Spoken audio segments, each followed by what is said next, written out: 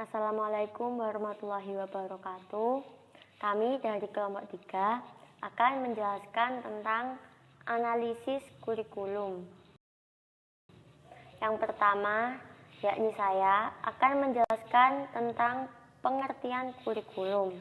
Kurikulum berasal dari bahasa Yunani, yakni cucere, yang berubah menjadi kata benda, yakni kurikulum. Kurikulum memiliki jamak, yakni curicula, yang pertama kali digunakan di dalam dunia atletik. Perkembangan lebih lanjut, kurikulum juga dipakai dalam dunia pendidikan saat ini. Pengertian kurikulum dalam arti sempit atau tradisional, sejumlah mata pelajaran yang harus ditempuh di sekolah atau di perguruan tinggi untuk mendapatkan ijazah atau untuk naik tingkat. Terfikut mengemukakan pengertian kurikulum adalah sekumpulan mata pelajaran yang bersifat sistematis yang diperlukan untuk lulus atau mendapatkan ijazah untuk bidang studi tertentu. Pengertian kurikulum secara umum adalah semua pengalaman, kegiatan, dan pengetahuan murid di bawah bimbingan dan tanggung jawab seorang guru. Pengertian kurikulum ini memberikan implikasi pada program sekolah bahwa semua kegiatan yang dilakukan merupakan pengalaman belajar. Kegiatan tersebut dapat meliputi kegiatan yang dilakukan di dalam kelas dan di luar kelas. Contoh kegiatan yang dilakukan di dalam kelas adalah proses belajar mengajar secara tatap muka atau daring dan mengikuti praktikum keterampilan. Sedangkan kegiatan yang dilakukan di luar kelas adalah seperti berkunjung ke tempat bersejarah, mengikuti program pramuka, atau mengikuti study tour yang dilaksanakan setiap sekolah setahun sekali. Pengertian kurikulum ini memiliki cakupan yang sangat luas karena meliputi semua kegiatan murid, pengalaman murid, bahkan fisik atau non-fisik yang mempengaruhi perkembangan dan perkembangan murid juga. Kurikulum dalam pengertian rencana belajar bersamaan dengan arti pengajaran. Artinya, kurikulum berkaitan dengan rencana atau cita-cita yang ingin dicapai dalam pembelajaran. Pengajaran terletak pada perwujudan dan pelaksanaan rencana dalam kegiatan belajar mengajar.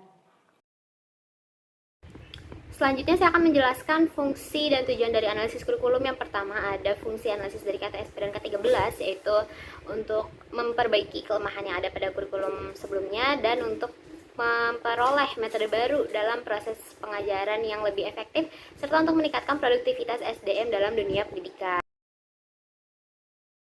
Selanjutnya ada fungsi juga menurut Alexander Inglis yang memiliki 6 fungsi, yaitu yang pertama ada fungsi integrasi, yaitu untuk mendidik pribadi-pribadi yang terintegrasi. Kemudian ada fungsi persiapan untuk mempersiapkan siswa agar mampu melanjutkan pendidikan lebih jauh dan jangkauan yang lebih lanjut. Kemudian ada fungsi penyesuaian, yaitu agar individu mampu menyesuaikan diri dengan lingkungannya yang senantiasa berubah dan bersifat dinamis. Kemudian ada fungsi diferensiasi, yaitu kurikulum perlu memberikan pelayanan terhadap perbedaan perorangan dalam masyarakat, serta fungsi pemilihan, yaitu pengakuan atas perbedaan, berarti yang diberikan kesempatan bagi seseorang untuk memilih apa yang menjadi minat dan bakatnya. Kemudian terakhir ada fungsi diagnostik, yaitu kurikulum berfungsi dalam mendiagnosa dan membimbing siswa agar dapat mengembangkan potensi dirinya secara optimal. Kemudian ada fungsi praksis, itu fungsi bagi sekolah yang bersangkutan, yakni sebagai alat untuk mencapai tujuan-tujuan pendidikan yang diinginkan dan sebagai pedoman dalam mengatur kegiatan pendidikan sehari-hari. Kemudian fungsi bagi sekolah yang di atasnya adalah untuk menjamin adanya pemeliharaan keseimbangan proses pendidikan, dan fungsi bagi masyarakat sebagai pemakai lulusan. Kemudian ada tujuan.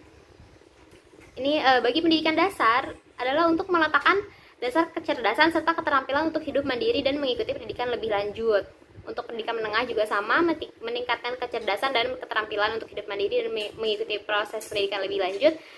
Serta pendidikan menengah kejuruan untuk meningkatkan kecerdasan serta keterampilan untuk hidup mandiri dan mengikuti pendidikan lebih lanjut dengan sesuai dengan kejuruannya. Dan terakhir untuk pendidikan institusional, tujuan yang ingin dicapai dari setiap mata pelajaran yang dikembangkan di setiap sekolah atau satuan pendidikan.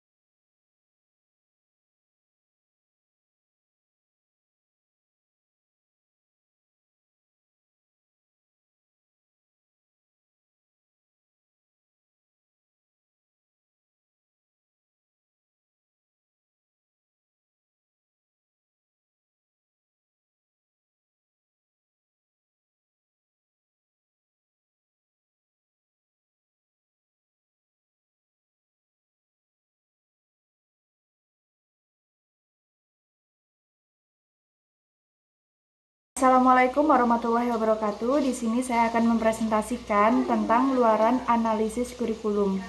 Luaran analisis kurikulum yaitu bisa disebut dengan hasil analisis kurikulum. Hasilnya itu untuk apa? Untuk mengetahui dari pengkajian, pengklasifikasian sebuah kurikulum yang dilaksanakan.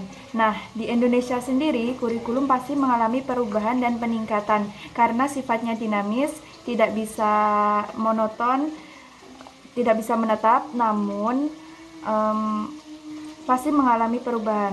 Kurikulum di Indonesia itu dirancang sesuai dengan sosio masyarakat dengan target apa? Untuk mencapai tujuan pendidikan nasional. Jadi setiap kurikulum itu yang ada di Indonesia sejak awal itu selalu melihat suatu kondisi di mana suatu negara masyarakatnya bagaimana, keadaan ekonominya bagaimana, dan keadaan sosialnya bagaimana. Dan itu menjadi faktor Terus kemudian segala penerapan kurikulum di pendidikan itu memang pelaksanaannya sepadan dengan hasil yang diperoleh. Kemudian peran pendidik itu sangat penting, yaitu guru menjadi modal utama dalam mendorong siswa berkegiatan dalam pembelajaran di dalam kelas. Perubahan kurikulum itu tidak berubah secara keseluruhan, melainkan hanya ada penambahan dan pengurangan satu indikator di dalam kurikulum. Dan hal itu masih ada kesamaan dengan kurikulum sebelumnya. Misal, kurikulum 2013 yang baru ini itu sebagai apa? Penyempurna dari kurikulum sebelumnya. Hal perbedaan yang nampak itu pada poin keempat, yaitu di KTSP 2006. Di situ bunyinya, tiap mata pelajaran diajarkan dengan pendekatan yang berbeda untuk semua jenjang. Sedangkan di poin 4 kurikulum 2013 yang baru itu bunyinya semua mata pelajaran diajarkan dengan terpadu, dengan pendekatan yang sama atau saintifik. Melalui apa? Melalui mengamati, menanya, mencoba, dan menalar. Untuk apa? Untuk semua jenjang. Dapat dipahami, kurikulum 2013 ini pengimplementasiannya dengan menekankan thinking skill, problem solving, dan siswa itu dilatih untuk memecahkan masalah dan menambah pengetahuan, melatih mental dan psikologisnya. Dan hasil dari proses belajar nantinya itu akan diintegrasikan dengan sikap, pengetahuan, keterampilan yang mana dapat dipertanggungjawabkan. Jadi kurikulum 2013 ini lebih mengajarkan siswa, karena siswa sekarang kan di zaman sekarang itu berbeda dengan siswa di zaman dahulu. Nah, zaman sekarang kan juga ada teknologi, jadi menjadi pengaruh cara berpikir siswa sekarang, dan itu perlu adanya penekanan dalam pemikirannya. Jadi agar siswa itu bisa high thinking outer skill, dapat menyelesaikan permasalahan dan mengkaitkan pelajaran itu nantinya bisa dibawa ke masyarakat. Nah, kurang lebihnya mohon maaf dari saya. Sekian, wassalamualaikum warahmatullahi wabarakatuh.